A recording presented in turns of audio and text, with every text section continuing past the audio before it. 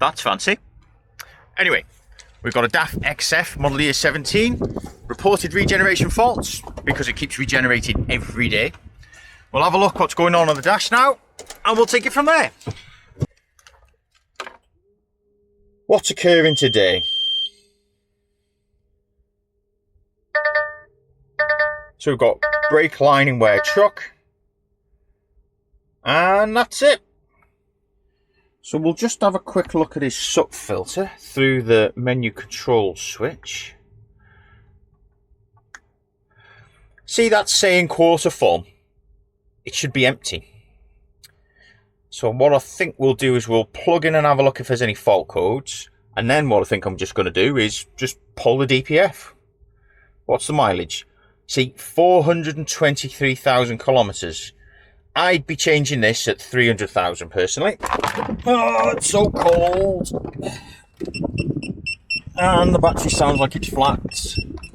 23 volts, that'll do.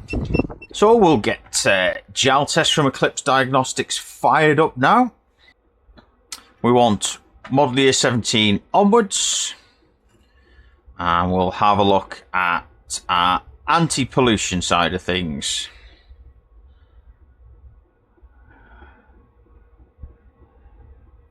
Let's have a look what fault codes we've got in here for constant regenerations. See, now we've got a DPF differential pressure is too high, and we've got a DPF that says it's slightly full.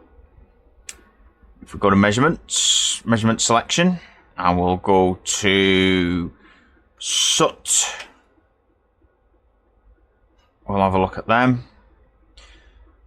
So she's sat at 3. Really, it should be 0.9 to 1. So I'm saying there's a problem with the DPF.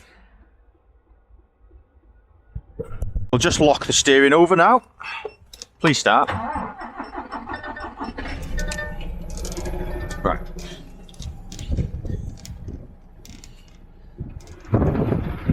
That should do us.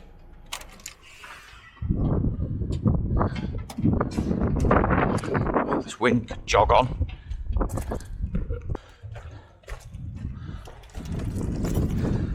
Right, let's get this wing off.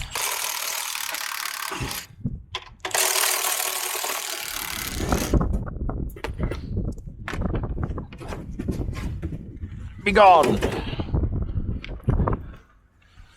Get the cover off. I don't need them off, I just need them in.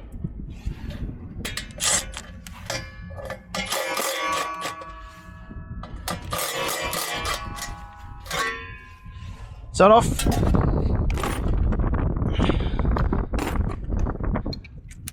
Is this clamp going to come off? No.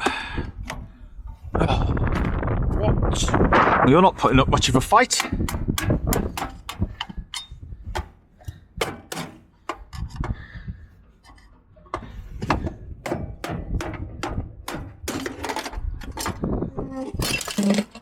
Oh dear.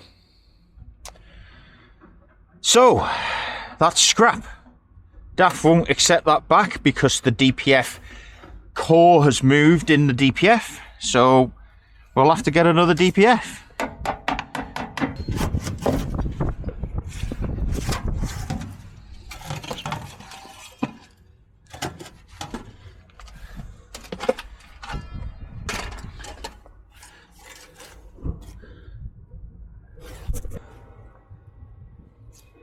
So as you can see, the sensor's moved in this. That's how far it's moved. It's scrap really. DAF won't accept this back. Obviously all the wadding and packing has come from down the sides. This is where my friends at Noble DPF Services come in. They do DPF cleaning, but they'll also take a DPF that's in this condition and turn it into a DPF that actually works. So we'll get this out now and we'll have a look at it. Come on. Oh, there we go. I'll have that end off as well. So as you can see, it's all been repacked. They've even done the modification that DAF do, and they fitted a retaining ring in here to stop this ever happening again. So it's a cleaned unit, I suppose, or new unit, new core, but I'm more than happy with the quality with this. We'll get this fitted to the truck. Right, let's get this built up and fitted to the truck.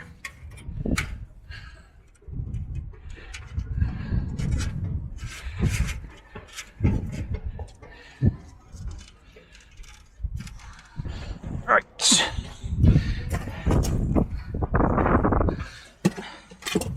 Let the fun begin. Luckily we can use the old clamp.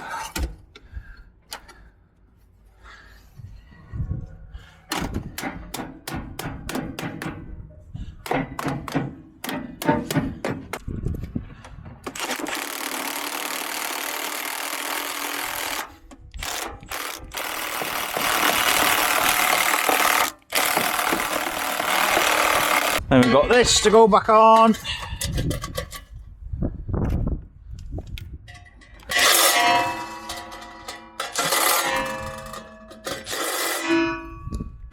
And then the wing.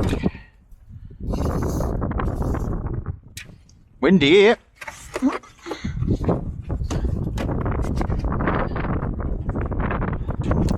Send you in.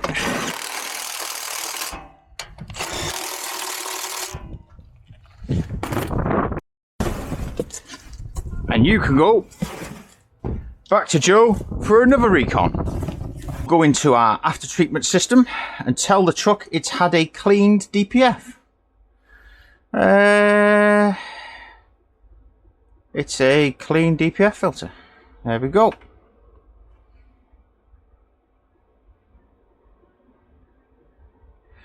We'll go cycle the ignition.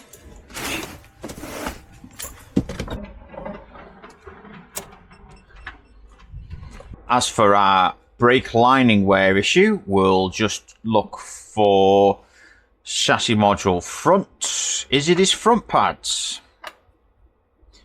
What we can do here is go into monitoring and actually monitor the measurements from the brake pad wear sensors. That one and that one. What are these displayed as? Okay and okay. Right, so we'll go to chassis module rear, CMR. Here we can look at our middle and back axle. It's very quick today. Let's try the drive axle.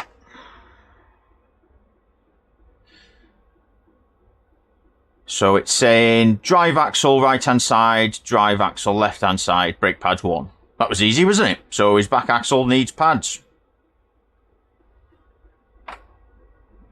So now we know it's the back brake pads that we've got issues with.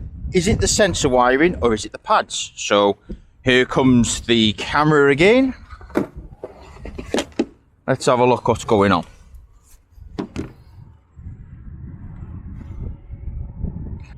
So we'll just go in over the top of the caliper now. Somewhere. So that's the piston. That's pretty far out. We'll just pass over the top of the brake pad. Well, there isn't much friction material there, is there? That's the disc. There's a bit there. But I'd say it's his brake pads that set the brake pad wear warning off. So I'd say it wants a rear axle reline. I'll inform the customer now. So we've got a DAF PX7 LF Euro 6 to look at today. Customer wants his valve clearances done. He's not quite sure that the company that refitted the cylinder head has actually done them, mainly because we can't find the TDC mark on the pulley on the crankshaft. So what I'm going to have to do now is pull the top end to pieces, which we were going to do anyway because we needed to do the valve clearances, but I'll just whip an injector out and find TDC and then mark it on the pulley for him, so for future use he knows where TDC is to do this again. So we'll get this top end stripped down now and crack on with this. So we'll get the filter out first.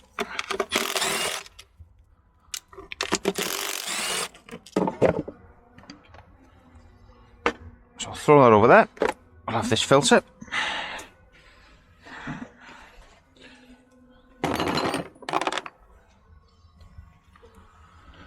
Now we can get access to these bolts here and this bracket here. This has got to come off as well.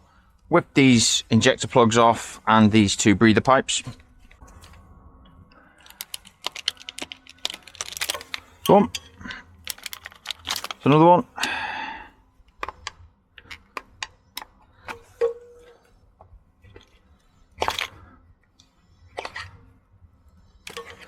That's that out the way. One pressure sensor. Let's have that off. Now we'll get this pipework off. So that's our EGR pipe off now, from the cooler to the valve. We'll get the rocker cover off. Hopefully they're not that tight. So we'll get this off. There we go. That looks good. That'll do for now.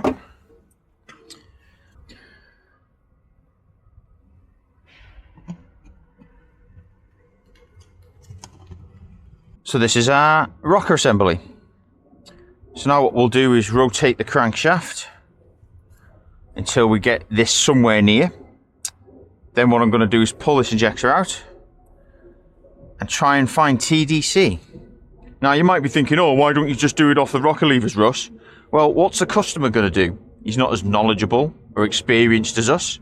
So me putting a mark on the crankshaft pulley will at least give him some reference to do these himself in the future. So that's why I'm doing it this way. So we'll just have number 1 out now.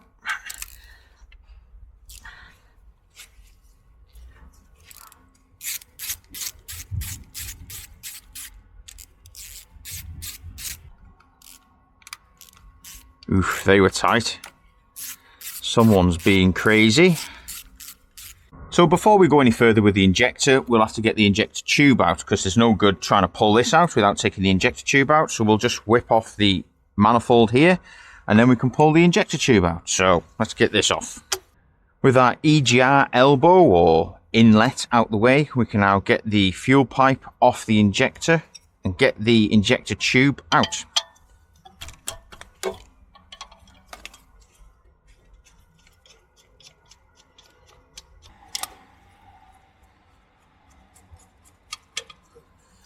So we'll just put our fuel pipe back on and we can pull the tube out.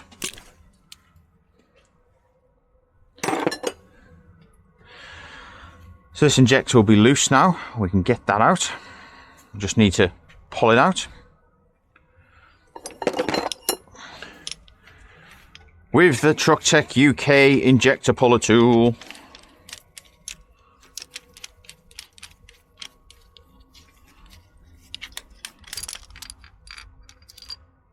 There we go. We'll just get this pipe off so we can rotate it a lot easier. Pop that around there. Don't run away. So we've got access to the pulley now on the crankshaft. There's no TDC marks here that we can see. This is looking pretty much at TDC, but we'll turn the engine over now and find out. Let's go get a light. So this feels quite close to TDC, but there's no marks on here to say TDC. So we'll fit this up here somewhere, up the way. That looks good. And then we can turn the engine over here and watch this at the same time. Right.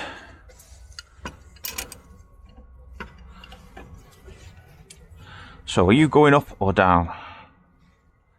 So that's on its way down there.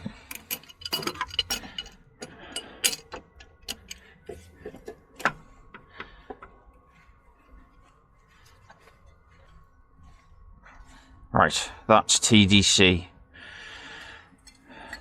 That's TDC because the crankshaft's turning, but the pistons stop rising.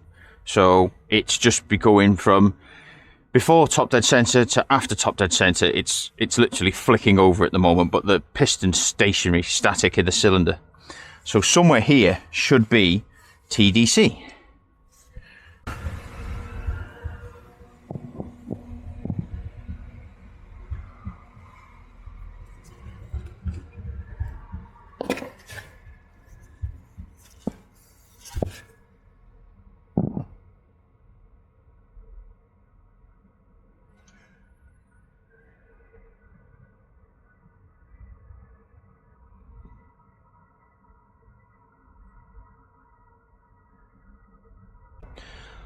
So now we found TDC on cylinder 1 with this by taking the injector out, and actually found TDC on the crankshaft pulley, which we couldn't find before. We can now put the injector back in and we'll do all the valve clearances the way it should be done. So let's get this back together. Got our new washer to go on here. Get our new O-ring on here. There we go. Right. So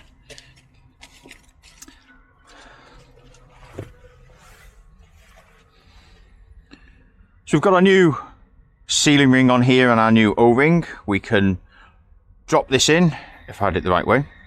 We can get all this built back up now, and then we'll start timing up the engine. So, as if by magic. Now we've just got the valve clearances to do. So what we'll use now is OEM RMI from Eclipse Diagnostics, which is through Jaltest. So we'll just go into tasks. So we'll click adjust valve clearances, and here are the instructions. So it's not been run, it's on overlap. We found the TDC mark on the pulley. I've set that between these marks here, between A and B. There, that's between them, happy days. So now I've just got this to follow. So now we're going to adjust the exhaust on number 2, the inlet on number 3, the exhaust on number 4, the inlet on number 5, and the exhaust and inlet on number 6.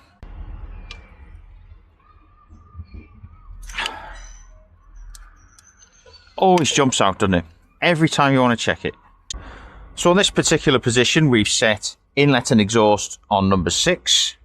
We've set our inlet on number 5, our exhaust on number 4, our inlet on number 3, our exhaust on number 2, and we haven't touched cylinder 1. So now we'll turn it through 360 degrees.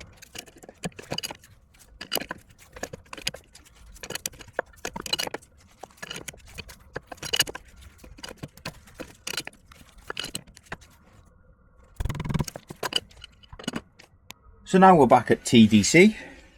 You'll see our exhaust is down on number 2, whereas before our exhaust was down on number 5. So now we can adjust cylinders 1, inlet and exhaust, 2, inlet, 3, exhaust, 4, inlet, 5, exhaust, and we've already done number 6. Easy. So that's our rocker cover back on. I've put this induction pipe back on. We'll get some screws in here, or bolts I should say, and we'll get a bit more of this back together, if I can find the holes.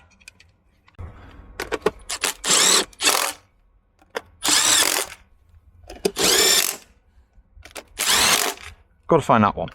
Oh, it's there, isn't it? It's there. Magnet. Now for the EGR hard pipe, which goes none of these ways, that way. So we've just got 4 bolts to put in now, and this is all rebuilt.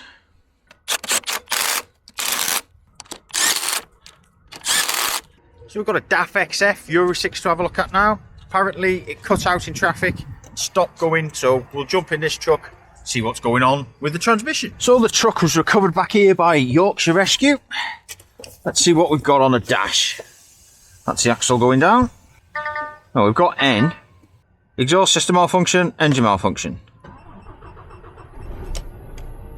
Ah! Now it's dropped the N off the dash. Now it's come up with transmission malfunction. Right, here we go.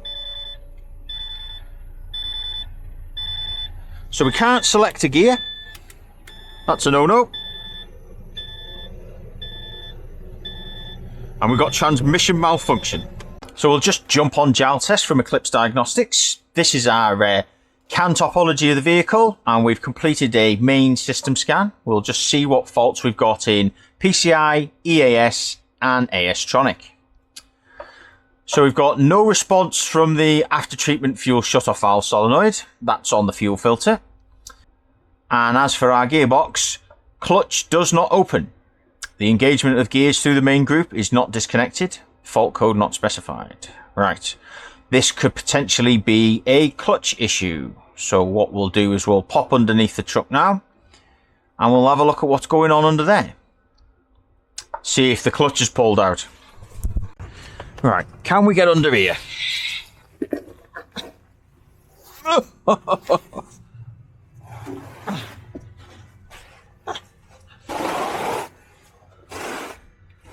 Who puts this stupid thing here?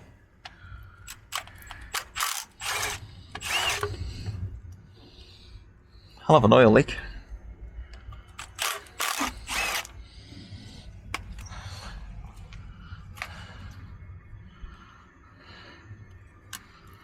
I'll have to go and get a ratchet.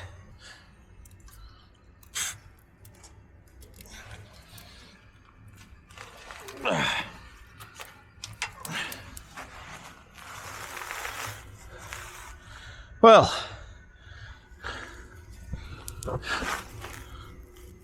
that says a lot, doesn't it? Ball bearings. Let's have a look. Oh, there we go.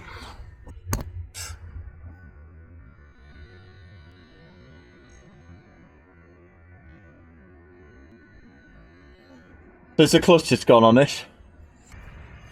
Well, that was an easy one. Clutch release bearing's gone. Obviously I won't be changing the clutch. I'll most probably sort out the fuel pressure issue with the after treatment solenoid, but that'll be another day. Let's get out of here. A DPF, some valve clearances and a quick clutch diagnostics. I have a bunch of footage I need to crack on with here for next week, so if you don't want to miss a video from me, don't forget to hit the old subscribe button. If you've enjoyed this week's video, please give it a thumbs up as it really helps the channel, and I'll hopefully catch you next week.